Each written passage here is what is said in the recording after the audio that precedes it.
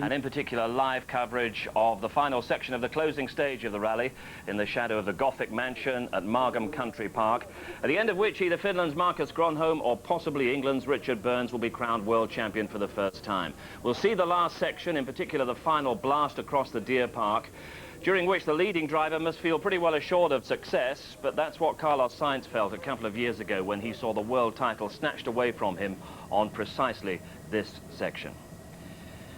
Well, Ari Vatanen is watching with us, and Ari knows all about the kind of tension that can surround the climax of a World Championship campaign. What sort of tension will Marcus Gronholm be feeling now?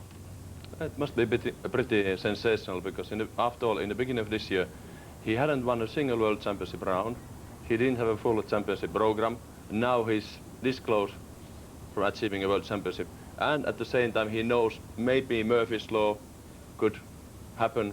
So, but he's about to overcome by joy. The real tension, I should think, surrounds his support crew, because really it's only technical failure that can stop him now. That's right. But I mean, you could have a puncture, for example, and a real puncture, which would lose, I mean, easily 2 minutes. And that would be at the end of his championship hopes. We shall see. Richard Burns is waiting to pounce and snatch that title. A reminder of the championship positions coming into this event. Marcus Gronholm, well, in such a strong position in the Peugeot, needing only a top 5 finish to be sure of the title. Burns, however, needed to win to have any chance of taking the title itself. And heading into the final stage here, it's Burns leading, but Gronholm in second place. We'll be live with the Margam action then in just a few minutes' time. But let's first of all remind you of how this rally has unfolded over the course of the last couple of days. For Subaru's Richard Burns and Robert Reid, leg 1 saw their rally and championship hopes take a bit of a battering. There, deep flat right, minus in, and flat right, 40, easy left, go 60, K left, minus tight, don't cut, and tightens. Hitting a rock had broken the wheel hub assembly, and 2 more stages lay between Richard and his service crew. Burns made emergency repairs by the roadside before nursing the car the 45 miles to service. Once the mechanics had repaired the damage, Richard and Robert could get on with the job of making up the minute or so the incident had cost them, although the rest of the day wasn't without the odd drama. 30, medium left. Despite being quickest on only one of the day's stages, the Impreza had recovered to end leg 1 in 5th place overall, to the delight of the thousands of British spectators. Leg 1, though, held a mixture of fortunes for the team. Besides Burns' problem and recovery, Petter Solberg went fastest on stage 2 and then lost around 3 minutes when he left the road on the next stage. Winner of the Cardiff Super Special on Thursday evening, Juha Kekkonen, meanwhile, had problems of a rather more public nature. 30, easy left, and slipping starts. Championship leader Marcus Gronholm was the first into the forest stages, and the nervous tension of having to finish at least 5th if Burns won seemed to be getting to him. He was only 11th fastest. But if that gave hope to the opposition, it was soon dispelled when the Finn went quickest on stages 3, 4 and 5 and probably moved into the lead of the rally. Now that wasn't supposed to happen. By the end of the day he would drop back to 2nd, but it was an impressive performance from the man under all the pressure. Surprising everyone, the second best Peugeot for most of the day was that of tarmac specialist Gilles Panizzi. Winner in both France and Italy on his favourite surface, the Frenchman ran as high as 4th before dropping back to 9th as he lost time in the last 2 stages running in the dark. By contrast, his more experienced teammate Francois Delacour was having an awful time.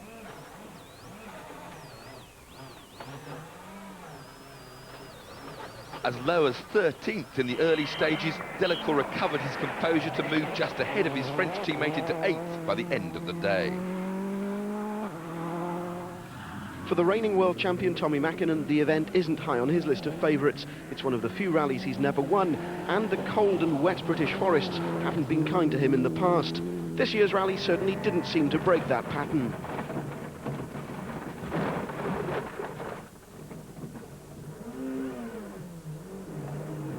Besides that spin on stage 4, Mäkinen and co-driver Risto Manison-Mäki had to endure a string of problems on leg 1.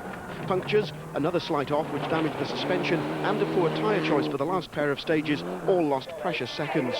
By the time the Mitsubishi Lancer headed back to Cardiff for the overnight halt, the pair were 4th overall, wondering just when their luck on this rally would change. Luck, however, is something Mackinnon's teammate Freddie Loix has in abundance. All bad, unfortunately. The Belgian retiring on stage 2. Koppelingsborduur, dat is weer oké. Koppelingsborduur.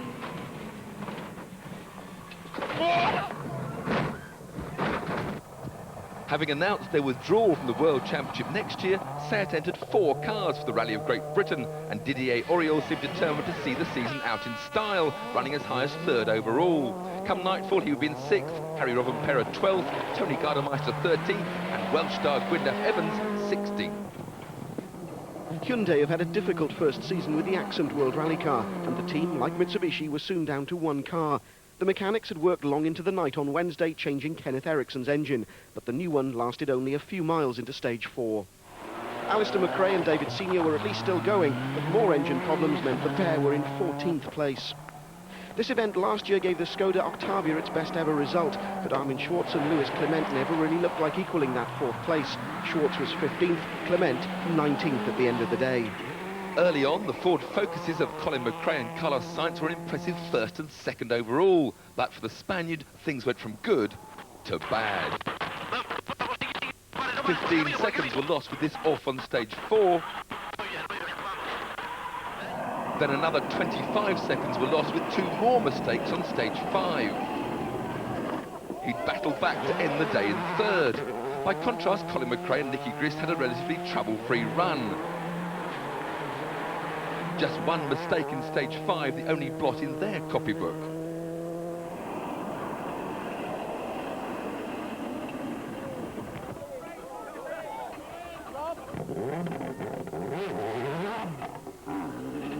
Fastest through the dark stages 7 and 8, they would lead the rally by nearly 20 seconds when the crews returned to Cardiff.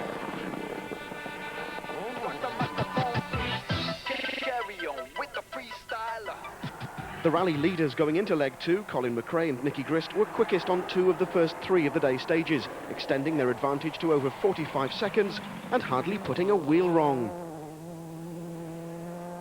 Their teammates Carlos Sainz and Luis Moya were struggling with a car that wouldn't handle properly at times. The slippery conditions were also causing a few anxious moments for the Spaniards, who were relieved to get through the day and return to Cardiff in 3rd place. But by then, McRae's rally was already over. 6 left minus tightens line into 4 right minus cut hole outside, and 6 left opens long.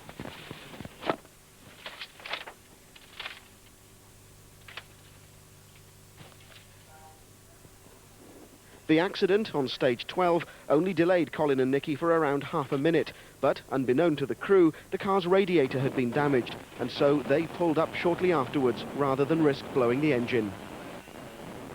And 6 left opens long. The disappointment on the faces of both McRae and Grist was clear to see. They'd hoped to end a frustrating season with a win. They were soon on their way again, but this time it was Grist at the wheel. Tommy Mackinnon's wild ride up and down the leaderboard continued into leg 2 as he flung his Mitsubishi through the stages in spectacular style. Vasemmalle ja servo oikein. 10. Vasen nopea aukeaa, vasen nopea sisältä aukeaa. Ja vasen 4, huomio nyppy 5. Perkele, mikäs näin? That plunge into the scenery only cost him about 20 seconds, and there would be more mistakes before the day was over. Yet he would still end leg 2 just 0.3 of a second behind Sainz in 4th. The weather on the morning of leg 2 was dreadful, low cloud and a persistent drizzle. Just the conditions when you really need reliable windscreen wipers, as Skoda's Armin Schwartz discovered on the day's very first stage. Right 5 opens. 50 over crest, left 5 short minus. Finish right 3 long over crest minus. Eine verreckte Scheiße! Seat's final event was continuing to disappoint. Didier Auriol's car misfired its way through the event's longest stage, dropping the Frenchman to 9th, with Harry Robben-Perra 10th. But local hero Gwyndaf Evans retired on the day's first stage with clutch failure. For Tony Gardemeister in the team's other car, visibility was an issue. That happened not once, but twice on stage 10.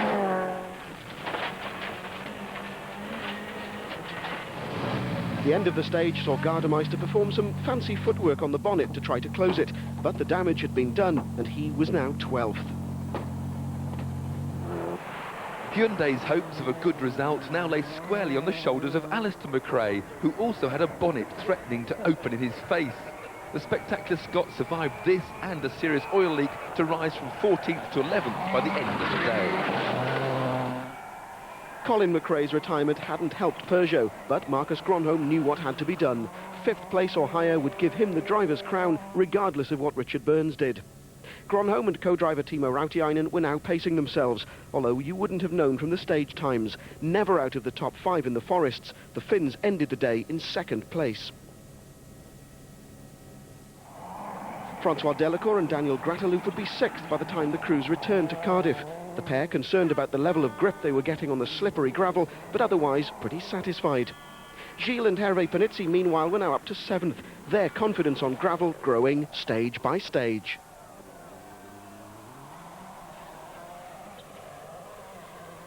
Richard Burns started the day with his 2nd stage win, pushing his Subaru right to the limit.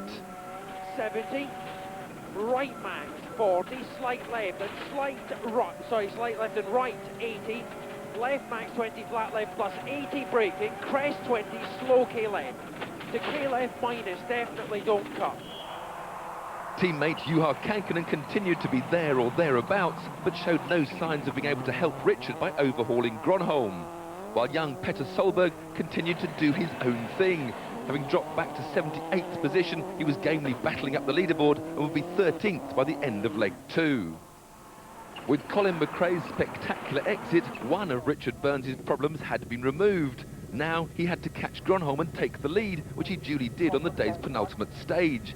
But he still needed 4 other cars to overtake the Finn, and that looked unlikely. Mark James and Tiff Needell, the reporters. So the situation seemed clear-cut. Richard Burns had to stay in front, but Marcus Gronholm really just had to keep going in order to claim that world title. But Ari, the biggest disappointment of day 2 was Colin McRae, and the manner of his exit really seems to have summed up his season. Yeah, exactly. I mean, it must have caught him out really by surprise, because he wasn't going really flat out, and anyway, he would have deserved a better deal, but c'est la vie. So it wasn't an illustration of what happens on these stages when you push too hard? It wasn't an illustration of what happens when you push too hard? Wasn't going too hard? I don't think himself, no, he wasn't pushing too hard. But this odd hole is waiting for you, and you are a little bit unlucky, and you, in motorsport, you pay very, very dearly. Well, the perils await on the final stage, and the Margam stage will decide it all. Live coverage is coming up in a moment or so, but there have been 2 earlier stages so far today, and Mark James has the story of those. The rally's 15th special stage, an 18.5 miler, was the first of 2 in the Brechva forest north of Carmarthen, an area the rally hasn't visited for a few years, although the conditions somehow seemed familiar. Rally leaders Richard Burns and Robert Reid were again quickest, yet the pair insisted they were cruising. Burns reportedly saying they were only giving it about 70%.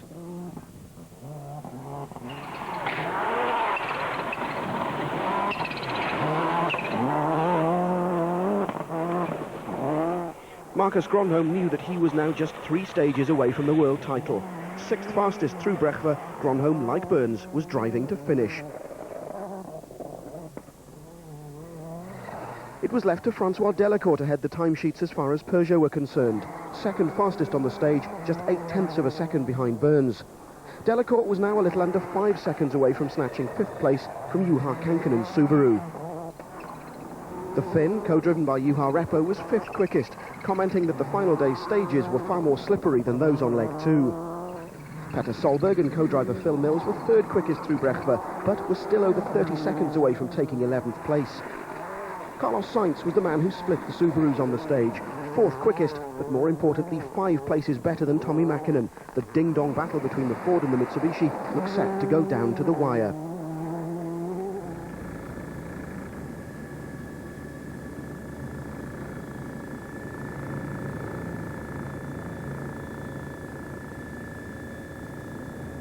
Mackinnon, though, had other things to worry about besides Sainz. The reigning world champion now had Kankkunen breathing down his neck, just 0.8 of a second behind, and with Delacour now on a charge, 3rd to 6th places were now separated by just over 20 seconds.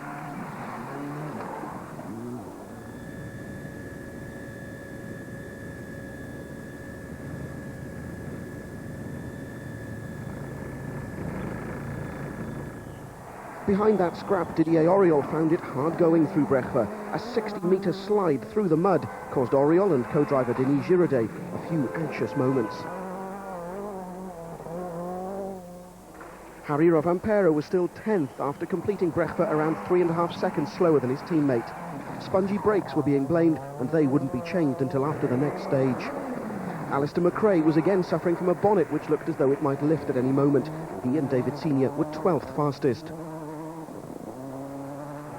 Skoda's Armin Schwartz was another driver critical of the conditions, not the mud, but the low sun, while his teammate, 17th placed Lewis Clement, is on his last event for Skoda, but his farewell wasn't going particularly well.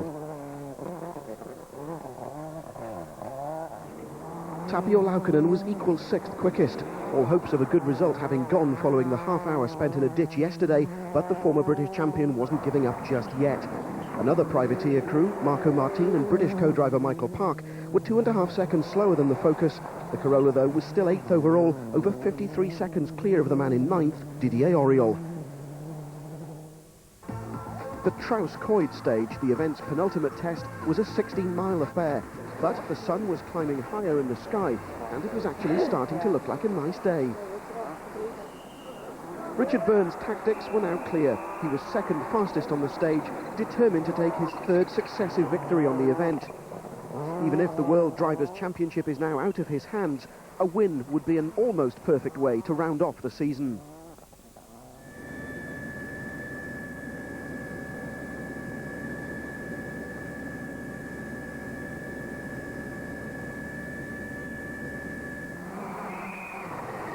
Marcus Gronholm has driven brilliantly, not only in the Welsh forests, but all season. Only the most ardent of Richard Burns fans would deny that Marcus deserves the title, the Finn being one of the genuinely nice guys in the championship circus. The Peugeot was 4th quickest on Traus-Coed, so now only the Margam stage stands between Gronholm and the crown.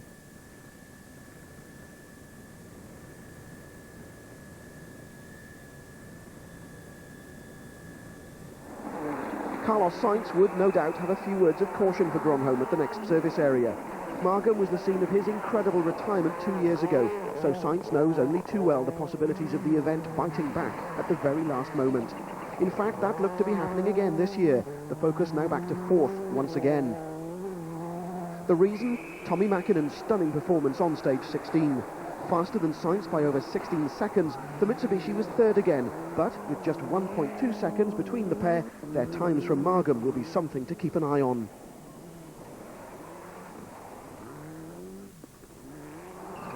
Juha Kankkunen, meanwhile, had slipped a place after only setting the 7th quickest time on the stage. Kankkunen was now 6th, although the four-way fight was still very much alive. It was now the Peugeot 206 of Francois Delacour, which was 5th, after the Frenchman again flew through the stage.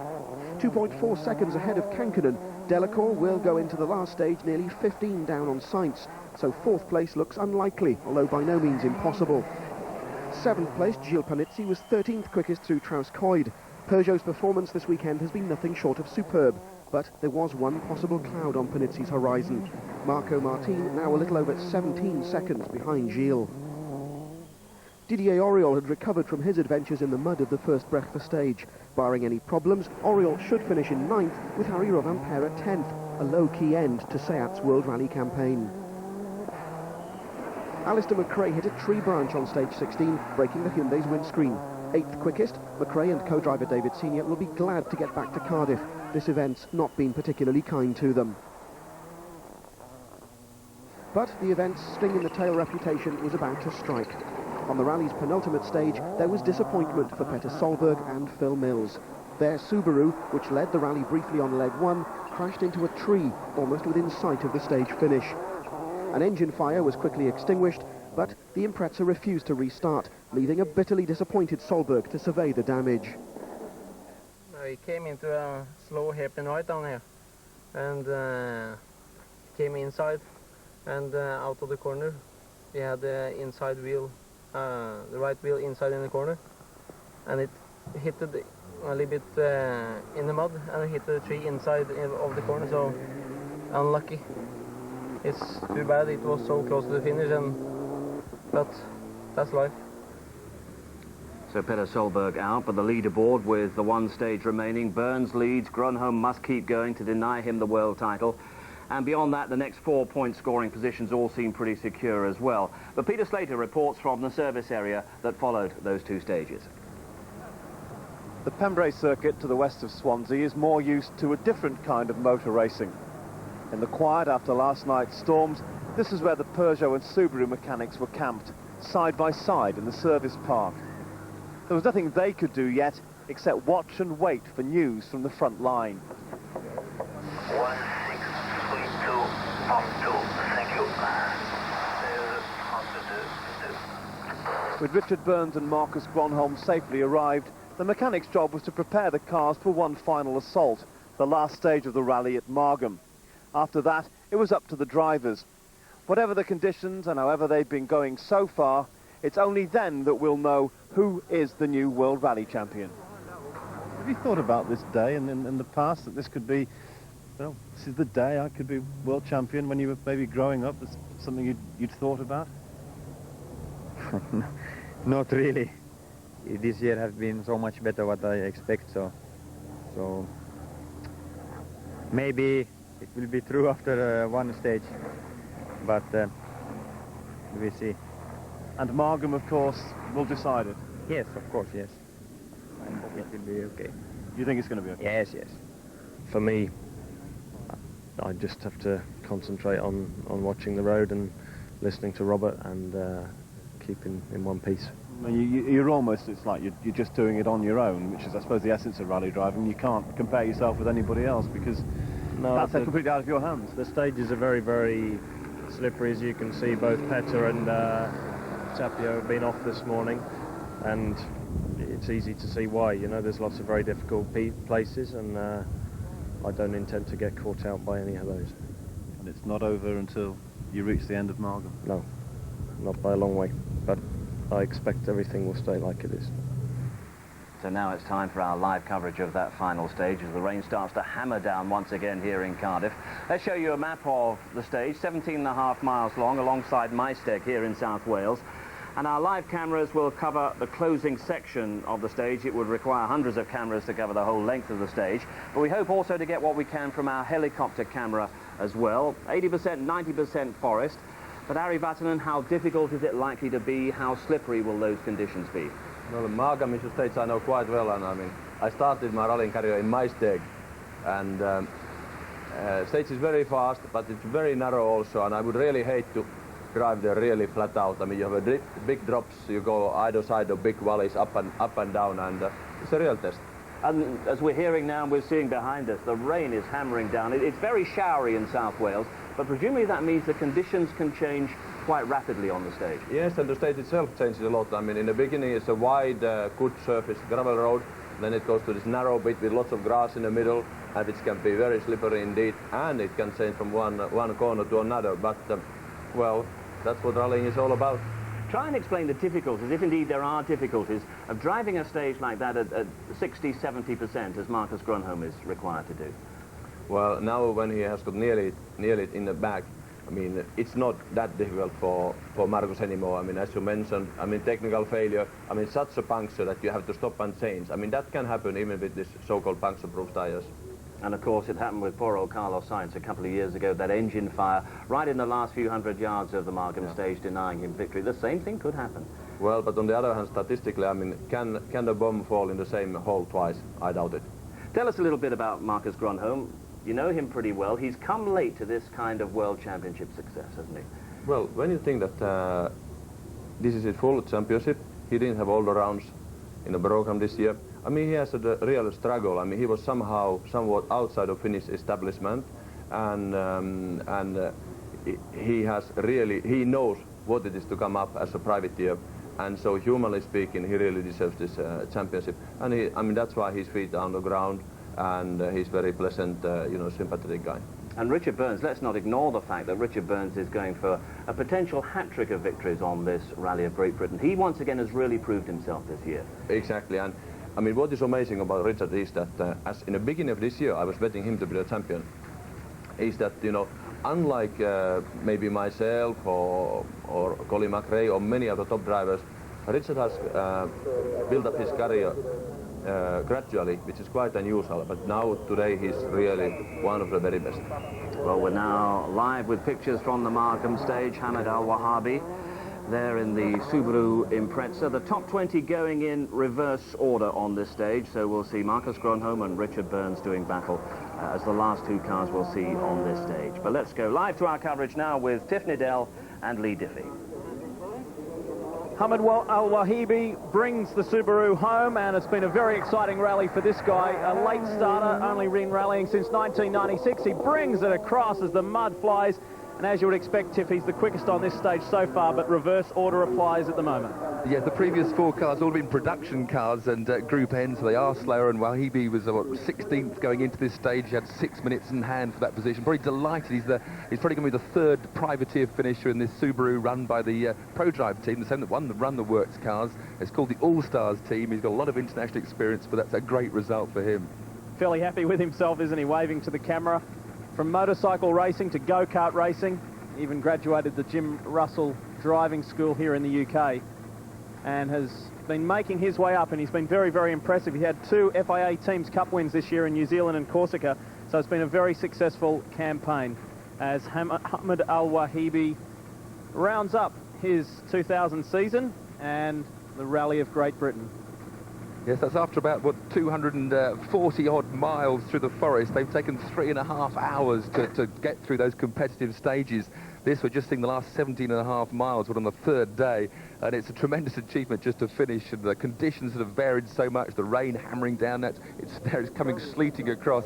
So conditions always changing, always trying to catch drivers out. It's something you've got to be permanently aware of, and guided, of course, by your co-driver there, the Kiwi Tony Circum, on board there with Wahabi, and he would have been reading those pace notes all the way through, telling the drivers what the next corner is. And now we're waiting for the next car to join, just the end of our live super special stage here. Well, it's not a super special, it's a genuine special stage.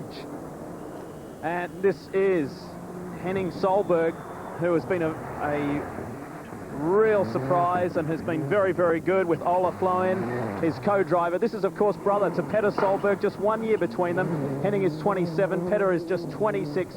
What a sensational pairing, these two guys. And Solberg will finish in the top 20 in the Toyota World Rally Car. He is the reigning and 2 times Norwegian champion, and he hasn't got far to go in this Rally of Great Britain for 2000. Yeah, just coming out of the woods for the final time now to get onto the estate roads here at this Margam country park. Very, very slippy conditions. You can see the stage was run yesterday. Cars sliding off the roads onto the grass, kicking mud across the road, makes the tarmac as slippy as the grass. And now they're slithered through this mud bath and bringing some good cheer to the Solberg family, of course, after Petter just going out on that last stage. And as you saw with Steve and Ari earlier, the rain very heavy in Cardiff, and look at Henning Solberg, gets it all wrong around that first gear corner. He's trying to get going again. We saw Alistair McRae and Tommy Mackinnon lose it in that same place yesterday, and this is real. It's quite nervous stuff because you're so close to the end and you want to complete the stage. You want to put in the best possible time. Henning Solberg is almost there. Yeah, you see little things like that shot when the cars go over that tiny bridge, just one slide while you drop a wheel off into that little ravine, and with the end of your rally, so right towards the end there are little hazards around, but Solberg now just wants 1 or 2 more corners to get through before he can get his private Grifoni Toyota to the finish. These cars run for privateers, but it would cost about nearly £100,000 worth of sponsorship to run the Rally of Great Britain, so it's expensive sport. In only his second Rally of Great Britain, Henning Solberg comes across the line, and as you would expect, he's quicker than Hamid Al-Wahabi by some 39 seconds. So that is it for him. He wraps it up. Let's take a look at Louis Clement. This is earlier, and you can see he's got the hazard lights on there. The Skoda Octavia. This is some 14 kilometres in and things aren't going well. Yeah, of course, we were expecting Clement through before Solberg, so this has been why he has arrived late.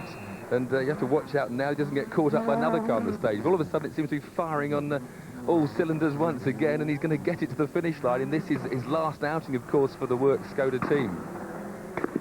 In fact, that's Schwartz, yeah, this is his teammates. These are live pictures now. Armin Schwartz, who will be joined by Bruno Thierry next year. Louis Clement is gone from the Skoda organisation. And Schwartz, the German, and Manfred Heimer, they've had a very good run in Rally of Great Britain 2000. Almost home. This is that very treacherous corner where we've seen now 3 get it wrong, but Schwartz does a good job. Yes, Skoda don't have the budget and the advanced sort of rocket science to get right up to the top of the leaderboard, but they've got these incredibly reliable cars. And of course, Schwartz now is going for what will be a record of any driver in this year. He's going to finish 7 out of 8 of the rallies he's entered for Skoda. If he gets to the finish line, it looks like he's only going to be down in 13th place, but at least the windscreen wipers are working again.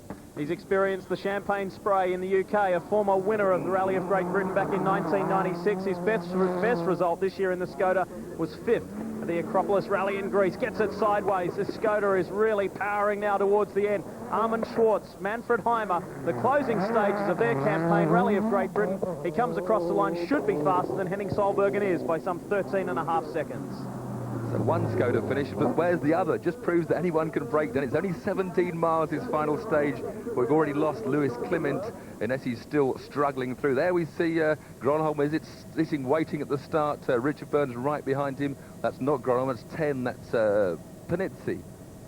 No, it is, I'm getting it wrong myself. 10, of course, is Marcus Gronholm. And what must be going through his mind at the moment? Let's go back to live pictures. This is Tony Gardemeister, the thrilling 25-year-old Finn, who is still looking for a full-time drive next year. Talk about that he may join Ford in some capacity, but we'll wait for confirmation on that.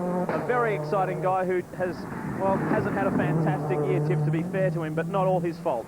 No, things are going up and down and all sorts of problems, but a very talented youngster for the future and still with a great career ahead of him. Of course, Sayat pulling out, he's going to need a drive for next year, and that's a problem that a few drivers are facing. Teammate Didier also faces the same challenge. They're onto the estate roads, and it really is a mud bath now. You saw those graphic pictures earlier when Tiff and Mark James were wrapping up what's happened so far over the 3 days when the bonnet flew up and smashed against the windscreen. Gardemeister gave him a big Friday, such a lovely guy and a very, very talented driver. His best finish was a 4th this year in Monte Carlo, right at the beginning of the 2000 season. Let's hope he gets this tight right-hander correct in the Sayat, and he does. A little slow getting out of there, but you can see just how foggy, how muddy it is. It's incredible. Yes, very tentative. We saw through that slight kink, there's a huge tree on the outside of the bend. They were going through the 6th gear yesterday. It looks like they're down to about 4th or 3rd there. Gardemeister, he's only 53 odd seconds behind Alistair McRae, who's 11th going into this stage. But Gardemeister looks to be taking it fairly tentatively on this very treacherous surface. The 4 Sayats in Rally of Great Britain for 2000, but local hero Gwyndaf Evans was out yesterday, quite disappointingly, and we're coming to the closing stages now for Tony Gardemeister. Still another 2 Sayats to come with Harry Rovanperä and Didier Auriol. Brings it to a hold and across the finish line. Does Gardemeister go quicker? No, he doesn't. So second fastest through this stage. So Armin Schwartz in the Skoda was quicker. Good work for Schwartz, and Gardemeister, that is a little disappointing. Yeah, and unlikely, therefore, to threaten Alistair McRae if he can get a good run through this final stage. Alistair will be waiting for us to come into the stage now. There we see Gardemeister. There is McRae. Now, he's had a fraught rally. They've had a fraught year, very sideways there. That camera is attached to a huge oak tree, so you don't want to be much nearer than that. And now there's a little skip over a jump here as they cross an estate road in just a moment there. But Alistair, it's been a real character-building year for the Hyundai team. We saw Kenneth Eriksson, of course, go out on the first day with engine problems. McRae himself hold his sump, all the oil fell out. His co-driver, David Senior, had to take his T-shirt off to try and plug the leak, but they're still here and still driving in spectacular style. This is the second time, of course, that the drivers experienced the Margam stage, and Alistair McRae was all out of shape yesterday. He was so desperate to put in a good time because it's been a very, very frustrating rally for him. The 1995 British champion is not far from home. Now he gets it all out of shape. Alistair McRae, he was lucky to hang on to that. Yeah, that was a mud bath in the kink there. That, as I said, they were in 6th gear yesterday. Really, because the driver's notes, they would have expected the same grip maybe as yesterday. But that was a huge moment. We saw Mark Higgins go off at that very point yesterday. And he's got a lot to do now to hold on to that 11th place. Perhaps Gardemeister, being safe and sure, might have moved up a place as we come right down to the finish. It's still going to be a great result for McRae to have brought this car home, to got the experience in the bag. He hopes to move on with the Hyundai team next year, and they'll doubtless get faster and more reliable. And McRae now just one more corner before the end of his Rally Great Britain. Great times earlier in the year in New Zealand for Alistair, because he gave Hyundai their first stage win in New Zealand, then later retired. And this is it, the finish of Rally of Great Britain for 2000. His best result has been 4th in 1995 in a Ford Escort, but he won't do that this year, and his second fastest again behind Armin Schwartz. So the sole remaining Hyundai, and there's Marcus Gronholm, the man who has a 9-point advantage. He is about to begin this 17.5-mile stage. This is the run from start to World Championship in his rookie year. A faultless run will see him grab the crown. Yes, it's going to take about, what, 17.5 minutes. That was Gronholm heading into the stage. Of course, a lot of cars running ahead of him still to finish. Now we're live with the helicopter picking up his progress. It's just going to be nerves jangling on the board there. Risto Maniston-Mackie, the co-driver, reading out those pace notes all the time, keeping his driver really focused on the corner ahead. And Marcus will just try to treat it like any other stage, setting the car up in that brilliant rally style for each corner there, drifting, power sliding through. And Maniston-Mackie now calling the next note ahead, getting him prepared for the next hazard. It's been some 14 years since Peugeot won the World Rally Championship, and that was with Juha Kankkunen. So Marcus Gronholm is well on the way to becoming world champion and setting his own piece of history. This is Harry Rovanperä, who is appearing with the SAID organisation as a guest driver in this Rally of Great Britain for 2000. Of course, he was the full-time driver last year alongside Gardemeister. And it's been a tough trip for him this weekend too, Tim. Yeah, he was the one of the 3 dropped out this season, but he had a tremendous 3rd overall in Finland in a Grafoni Toyota, a private car, so they brought him back, and they had the 4 Seats. It looks like they can get 3 to the finish line, which is a tremendous effort, and it's going to be a good top 10 finish for Rovanperä. No immediate pressure, because coming into this final 17.5-mile stage, he had some 50 seconds over Alistair McRae, so no immediate pressure there. It looks like a good slick run for this final stage. He comes across the line. Where does Harry Rovanperä end up? Second fastest. So that just goes to show how quick Armin Schwartz's time was. Rovanperä cruises to a halt, and he too, like many others, looking for a full-time drive in 2001. Here is Richard Burns, well on his way to creating a bit of history as well. No British driver has ever won 3 Rally of Great Britons in a row. So a very special day for Richard Burns. Will something happen to Marcus Gronholm? We will wait and see. These are live pictures of the World Championship leader carving his way through the Welsh forest on his way towards Margam Park. Of course, something wrong would have happened if you had the wrong co-driver in. Apologies there to Timo. Of course, Timo Rautiainen, who sits alongside Marcus Gronholm, and not Risto Maniston-Mackie, who's alongside Macklin. There's so many Finns packing out the top of the World Rally Championship these days.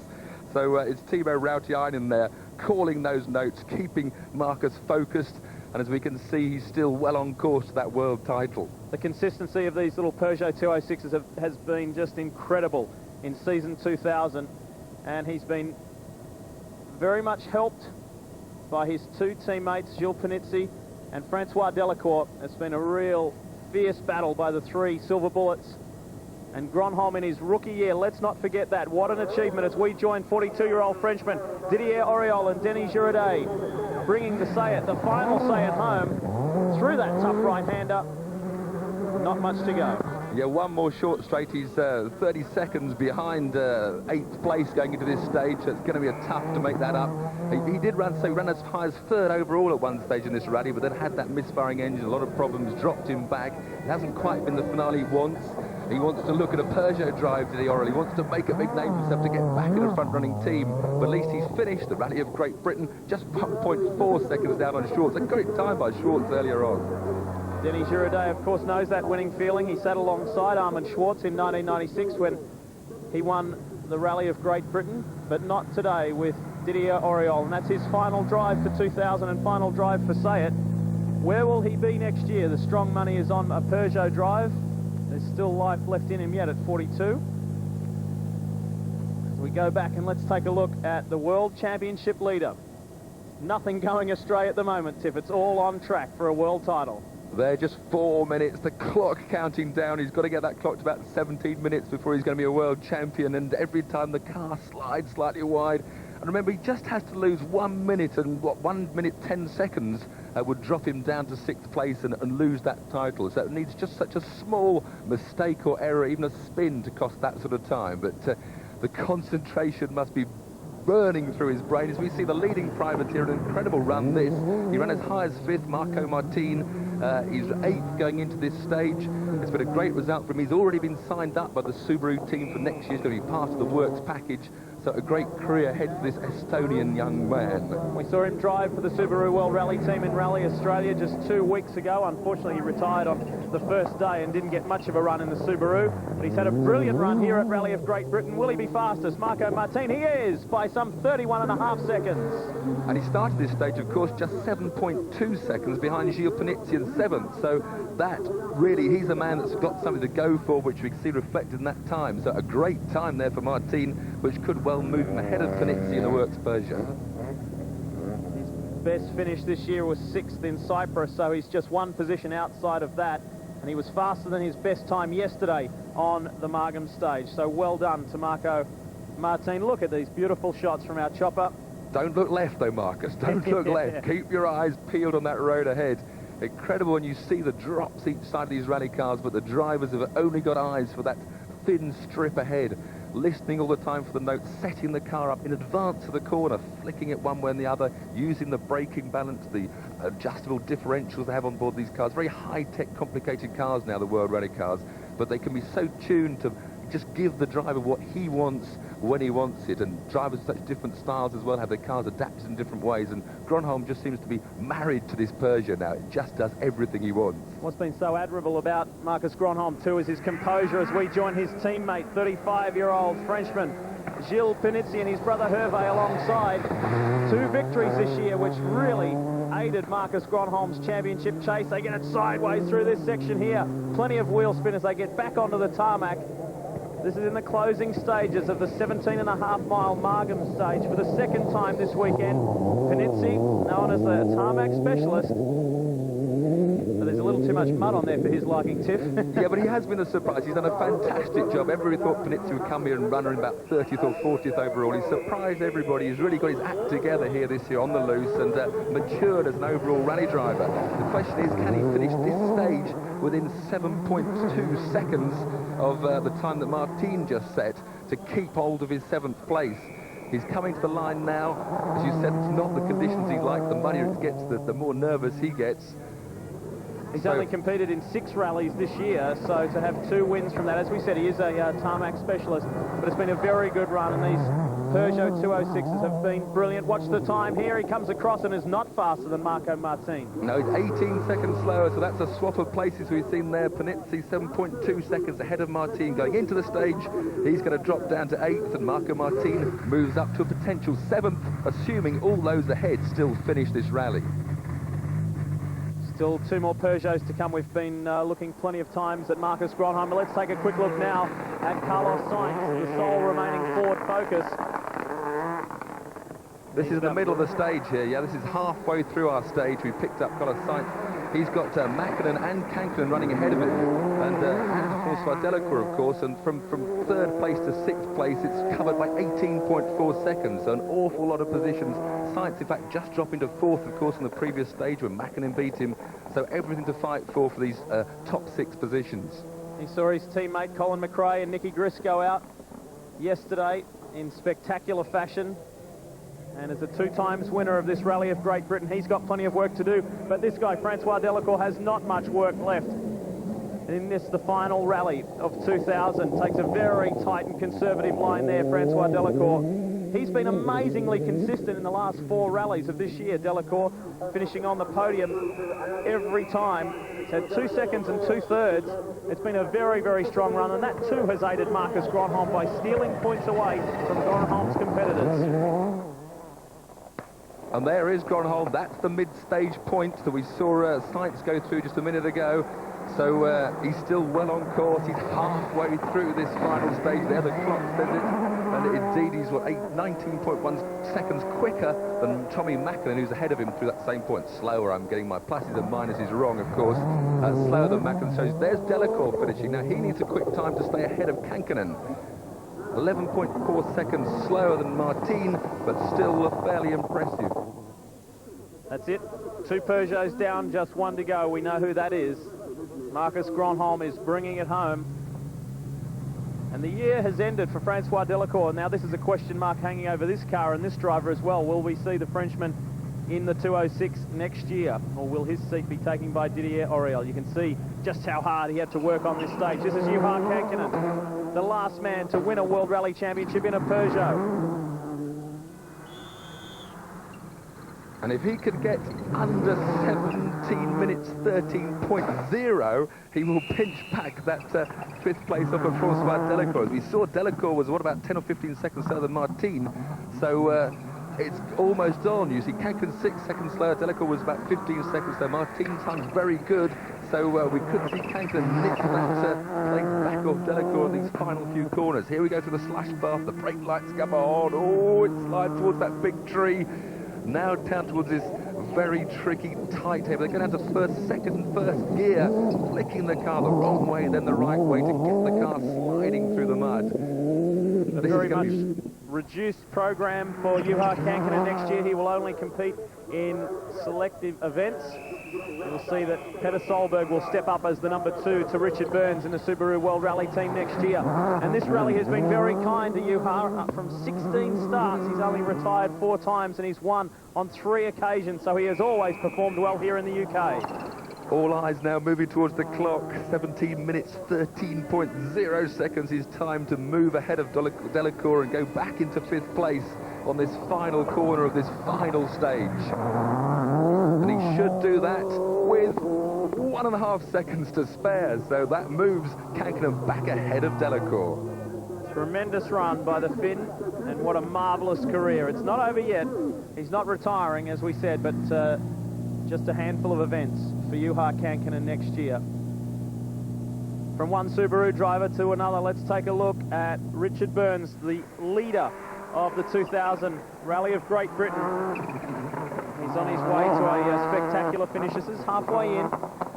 Keep in mind it is a reasonably long stage, 17.5 miles. Certainly not the longest on the rally, but plenty of work for them to do on the final day. When they finish, they will have done 938 miles, 236 of those competitive. It's a long, hard weekend's work. Of course, Burns, the last man through the stage, and Marcus Gronholm here running a couple of minutes ahead of him. So Richard Burns will be the first to see Gronholm if he has any problems. It doesn't look that way. 5 minutes to go before this championship comes to an incredible conclusion right at this final stage on the final day. He's been around for quite some time, Marcus Gronholm, just doing an event here, an event there. He's done some 43 World Championship events, but this is his first full year.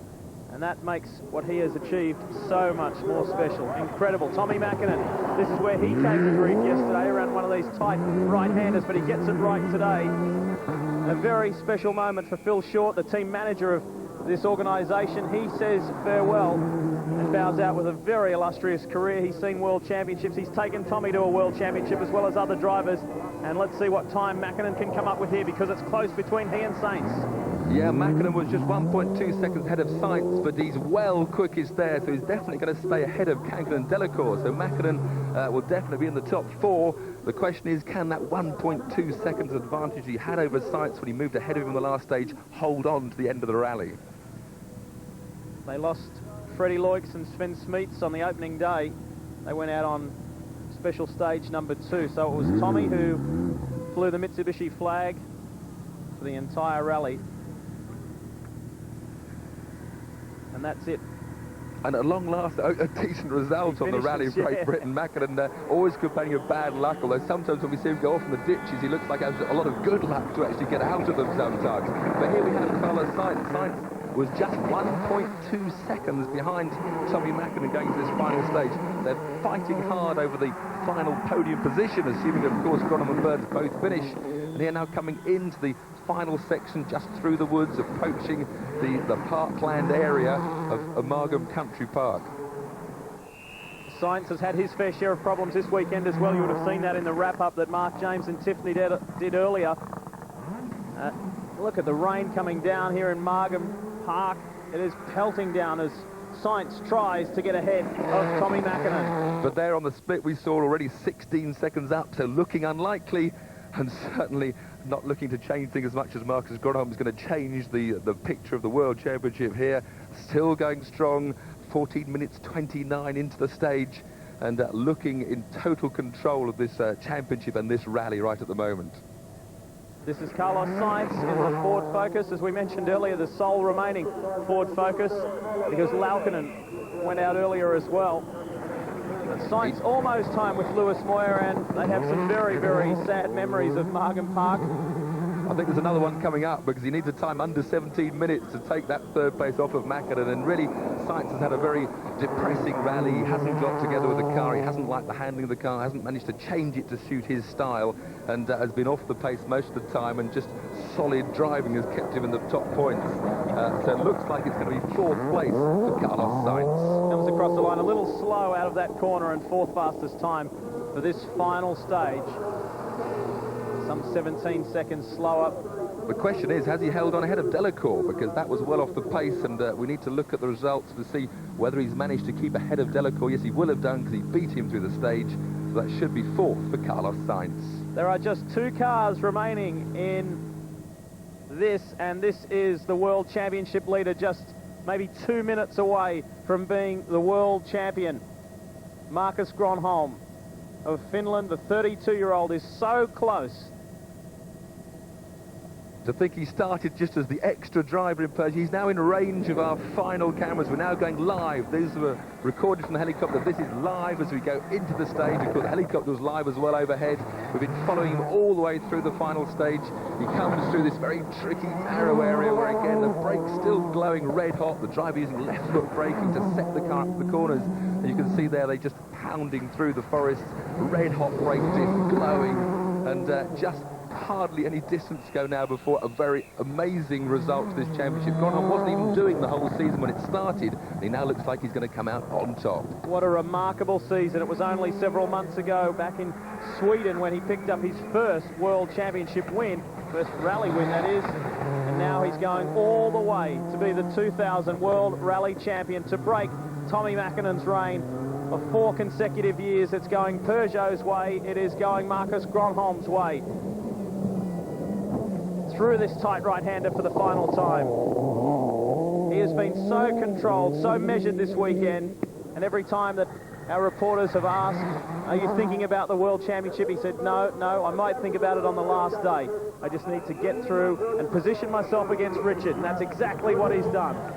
He's really, I've never seen anyone so far away from dropping off the edge of the road. Even these muddy conditions, Marcus just driving down the middle of the road, hardly putting any attitude on the car, staying right, straight and narrow, as he has now, just one more sharp left-hand corner between himself and the winning of the Rally of Great Britain.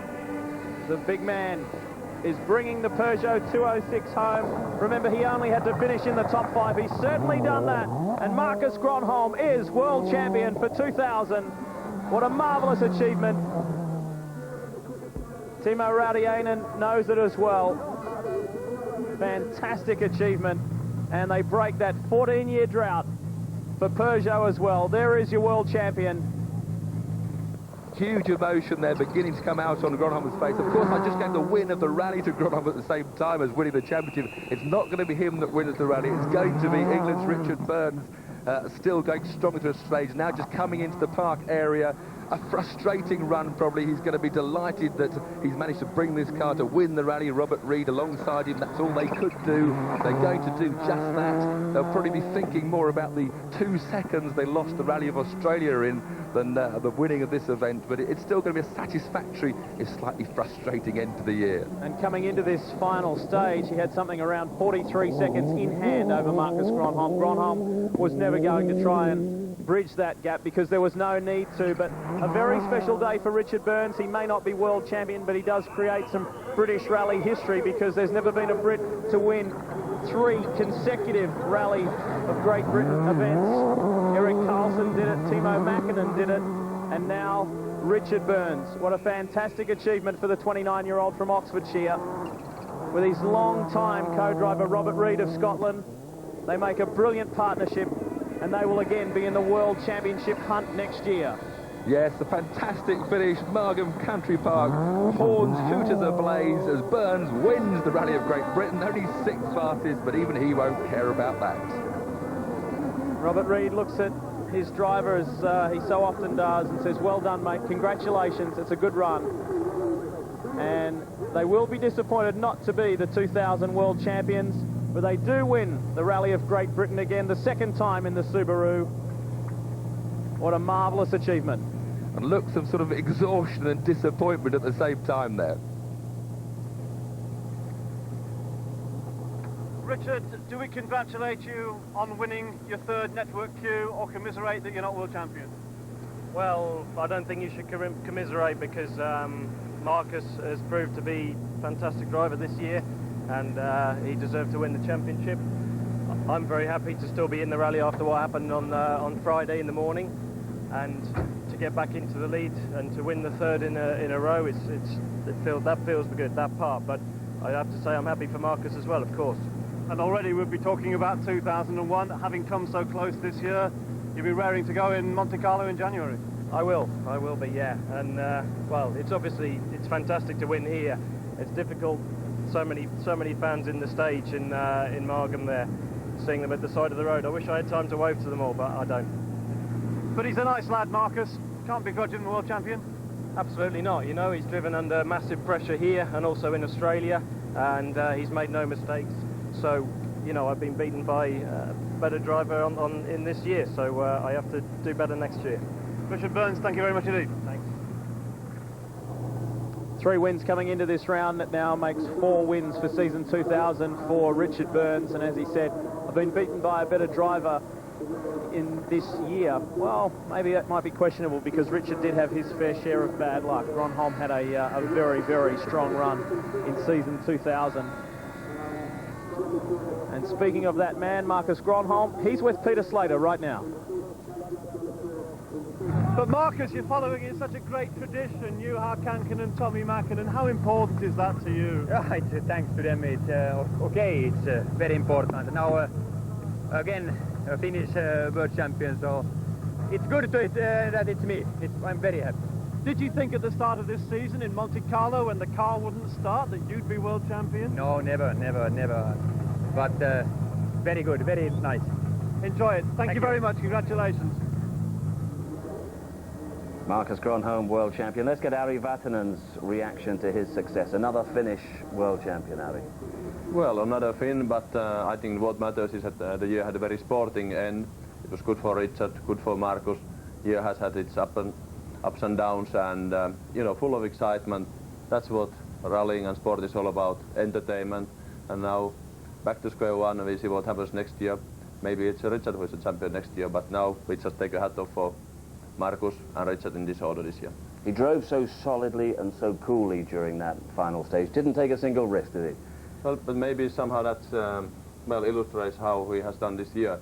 I mean, that he has grown up in maturity this year really a lot, and as it was mentioned that his car did not start in Monte Carlo, and I think it's very encouraging to see that this kind of things can happen. It's encouraging to a Finn, it's encouraging to a Brit, to all of us who are involved in the sport.